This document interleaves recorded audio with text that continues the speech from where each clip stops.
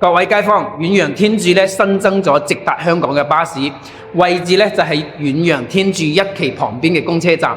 咁而家我哋個位置咧係遠洋天柱2期嘅銷售中心，導航顯示咧就係450米，步行6分鐘左右。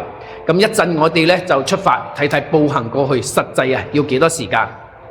歡記咧步行過咗嚟天柱1期，咁用咗咧7分鐘左右。前面巴士站咧就係上落點啦，你喺遠洋天柱1期站點上車，係最後一個上車點，然後就直接上高速走深中通道，經深圳直達香港。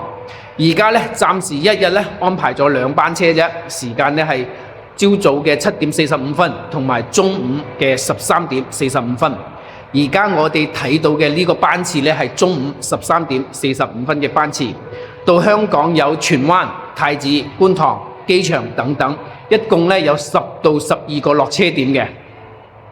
咁有好多香港朋友喺中山置業啦，都會考慮到通勤嘅問題。咁以後喺天柱咧就有直達香港嘅巴士啦，往返咧非常之方便。如果你需要遠洋天柱直達巴士嘅班次同埋香港嘅落客點，可以留言俾我。